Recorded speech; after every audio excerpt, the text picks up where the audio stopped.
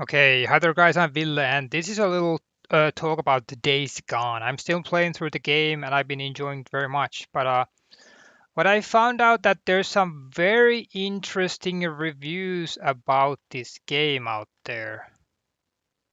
Some very low scores being thrown around and that's like what the hell's going on. So let's talk about these scores, shall we?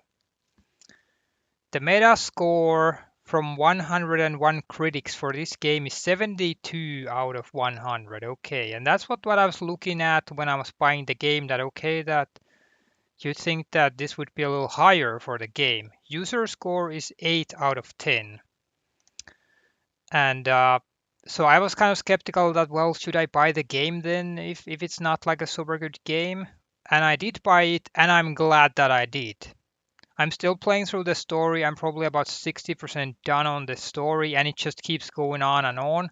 Like there's so much just story missions in these games. It's pretty insane. So if you buy this game, you're gonna get some worth for your money. You're gonna be doing a lot of stuff.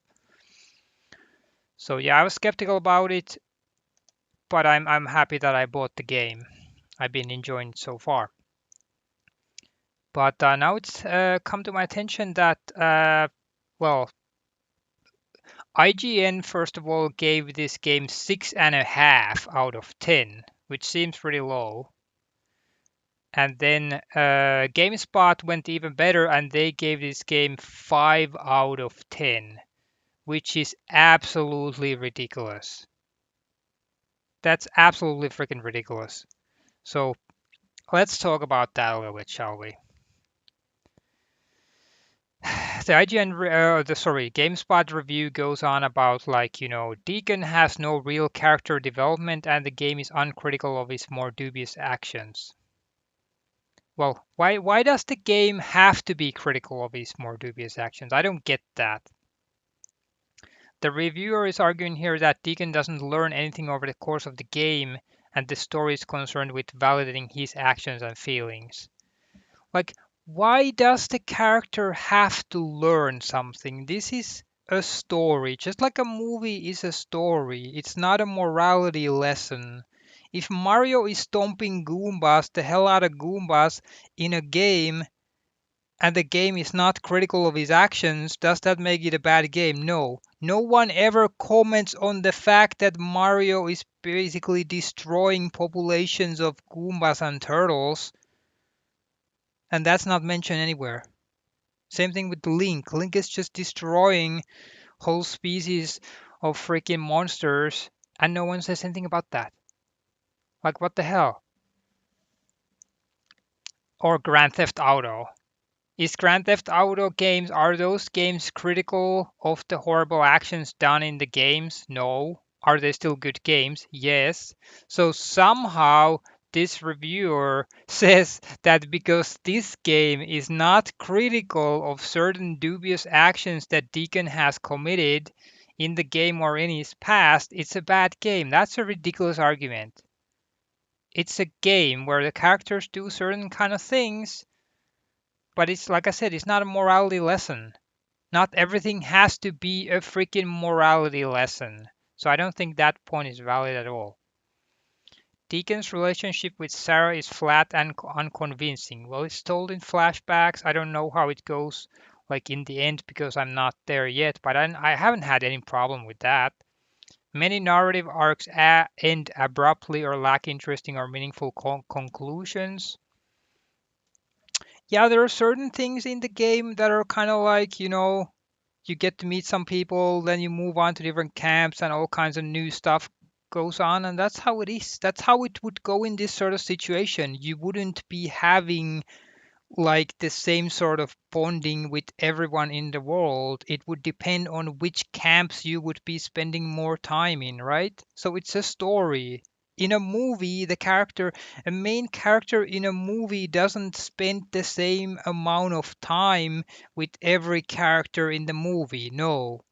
They will move on to different relationships and then certain one of those will blossom into like, more meaningful and fully examined stories, right?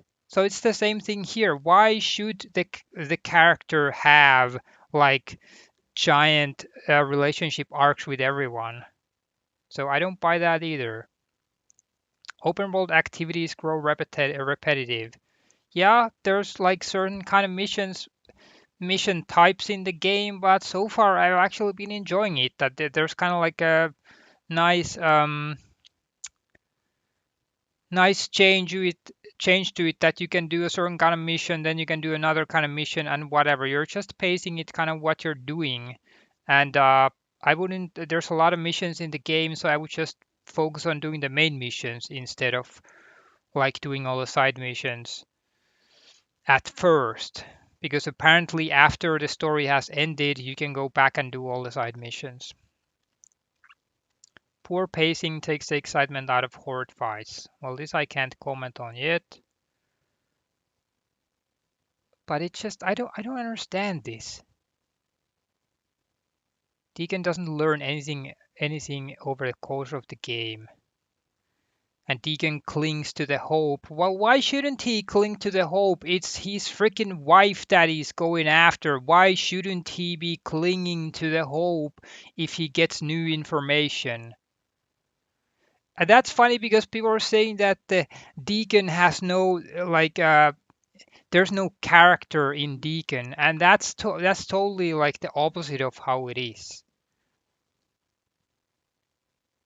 It's totally the opposite because Deacon, he's trying to do good things. He has done some horrible things, and he still has his own opinions, which is kind of like he can be bullheaded and doing things his own way. So he has personality. He actually totally has personality, and that's how he is. He is a little fixed on certain things. Same thing that he's going after his wife. If he has a slight sliver of hope, then he's going to pursue that. Of course he is. If he's like so into his wife, then that's what he would do. And he's a character that's in the freaking wasteland, right? He's in the freaking wasteland where there's freakers and marauders and anarchists and all kinds of freaking things that are out there to get at him. So of course he would have harsh edges, and he's been in a motorcycle gang, that too. So like people say that Deacon doesn't have any personality is such freaking bullcrap. Like if you compare Deacon to Mario or like Link from Legend of Zelda, and like I like those games a lot, but those games have zero personality because they're just blank slates. But Deacon, he's trying to do help other people, but he also has his own fixations, and he's not changing his opinions easily, and that's fine because some people are like that. That's his personality. So I don't get this idea that some people have that freaking character is supposed to be like ever bending and mutable, that they will just immediately do whatever people tell them to do, and they will immediately be like, oh, I'm sorry for this and I'm sorry for that, and they're like the ultimate good guy. Like that is boring. It's funny that people are saying that Deacon is a boring character. To me, it's a boring character that doesn't have their own opinions. Does Link have his own opinions? No. Does Mario have opinions? No. Those characters don't have any opinions at all. So they're not even characters. They're just like some blank slates that the player can identify with, right? So to me, Deacon is a totally fine character. He has his own personality, his own opinions, etc. So I don't have any problem with that. But what I have a problem is with a big review site like GameSpot giving this game 5 out of 10. That to me is absolutely ridiculous. And the readers at GameSpot gave this like, what was it, 8 and something. 8 and something. So that's not like, doesn't seem to be, they're not lining with each other at all. Average rating from readers is 8.7.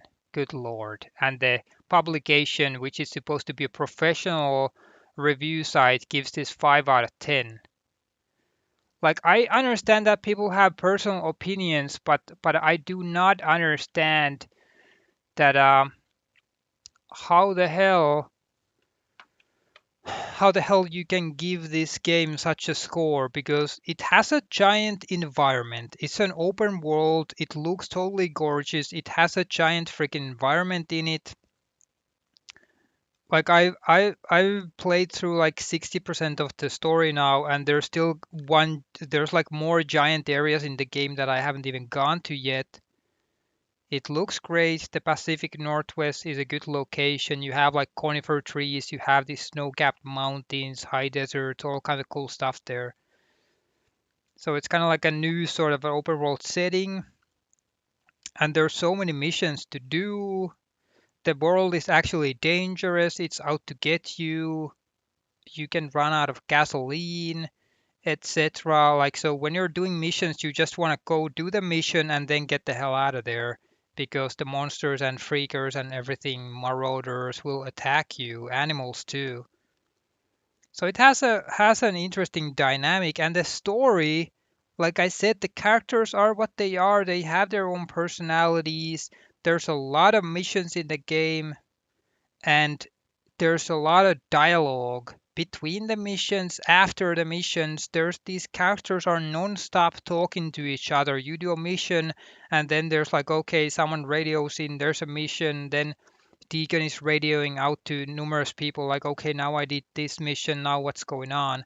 So there's a lot of dialogue in the game, which is building the characters up. So I do not understand these claims that Deacon is a boring character, because there's so much character development going on here. Character building, you would say. But yeah, the idea that character has to be magically changing to be this or that, that's an invalid point. No, they don't. They don't have to be changing. And I haven't seen the conclusion of the game yet, but so far it's been great. It's been a great game. But yeah, what I'm worried about is that we have these giant review sites, and they're just giving out 5 out of 10 reviews to games like this, which is like, how the hell can you do that? Like, that's not objective score to this game. This game is not 5 out of 10. You can't give this game 5 out of 10 because it's technically good. There's a lot of story, etc. So it's like, what the hell? And GameSpot and IGN are like the biggest freaking review sites. So if they're pushing out this kind of freaking reviews just because they don't like the main character, and I don't have any problem with the main character. I'm not saying that some of these things that he's doing are very smart or good, but I don't have any problem with, it's a character, it's not real life. So if they're pushing out these kind of reviews just like that, just because they don't like the main character, then that's not, I can't trust those reviews then. How can people trust their reviews? Because they're just taking one thing that I don't like this, and then they're cutting the score. And that score does not match of what the actual score for this game would be. Like, this game so far for me would be a minimum 7 out of 10. Probably 8 out of 10, because I'm totally enjoying it. So that begs the question that like, there's been all sorts of talk about the review sites being woke and this and that and whatever, and maybe it's worse than I think it is.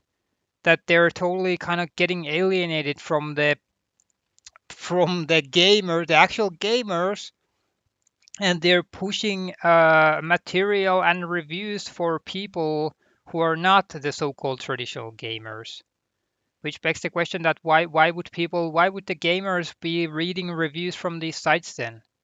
I don't understand. So I guess that's how why a lot of people, they just go to YouTube for game reviews, because that's how you can get a more accurate score of what the game is like.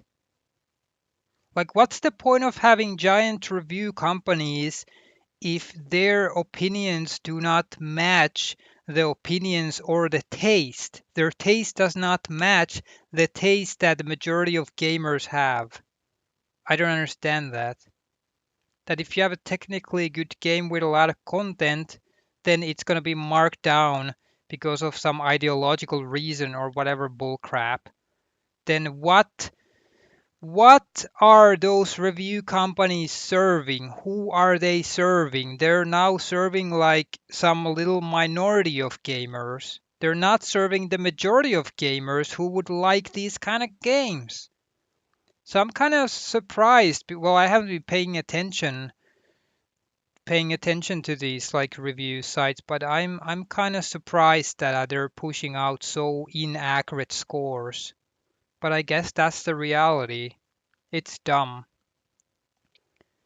But so far, I've enjoyed Days Gone, and I can recommend this game if you like open world games, action games. I can recommend it. Yeah, it has survival elements, which makes like interesting fresh takes on the genre that you kind of have to be wary of the world because things will be attacking you and your gasoline will run out, but you just have to be smart about it. But I've totally been happy with the game so far. So let's see where it goes. But that's how it is.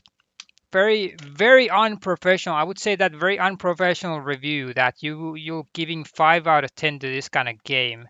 That's a massive game. Then I think that's unprofessional and inaccurate score. But what can you do? That seems to be how it is these days. So yeah, very very weird. Why would they even do that? Super weird. But apart, well, it's a good thing that there's YouTube with a zillion different people reviewing games. So that's what you want to do. You want to find reviewers who are reviewing games and giving like a honest opinion. I mean, this is an opinion. Of course, this is an opinion. 5 out of 10, this is this person's opinion. But I feel like this is not a fair opinion because it's unnecessarily penalizing the game. Like 5 out of 10 would be like a really bad, kind of like a very bad game already. If you compare to some other 5 out of 10s that some games get. So I think this is totally unnecessarily marked down, but it is what it is. So that's about that. So all I can say is that maybe start ignoring some review scores and do some more research when before buying games because this one totally got flagged down totally undeservedly by some review sites. Good game, definitely a good game. But what do you guys think about this? Like, have you been playing Days Gone? Is 5 out of 10 an accurate score, a fair score to this game? Hell no, it's not. But what do you guys think?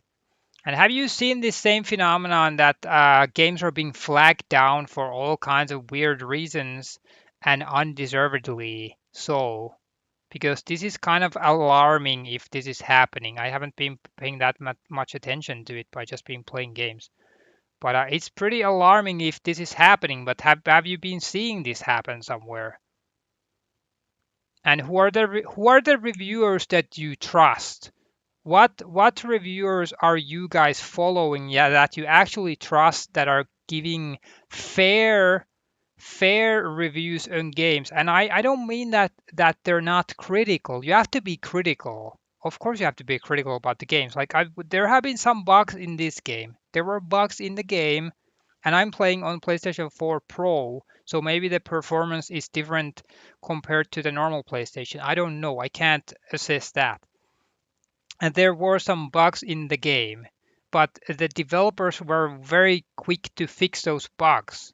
So I haven't had any like major problems after they fixed those things very quickly and then it's been fine. So I don't really have any major gripes about the game so far. But yeah, what I mean that reviewers that are fair, that of course you have to be critical. If there's certain things to be critical about, then those have to be addressed. But that's what I mean. reviewers that assess the good and the bad quality. So what are the reviewers that you guys trust that give actually balanced reviews about games? So if you have those kind of guys or girls that you're following, then put some links there or whatever. But yeah, this was a little talk about Days Gone. I'm really bugged that people would give this kind of really misleading scores to a game like this that deserves good attention. It's a good game. It's an enjoyable game. But what can you do? But yeah, that was that. If you guys have any other questions, comments, whatever, leave them down below and see you again next time. And check out the game, even if you don't want to check it out on full price, then when it comes down on price or whatever, but it's totally worth checking out. Okay, but that was that. See you again next time. Bye bye. Take care. Bye. Bye.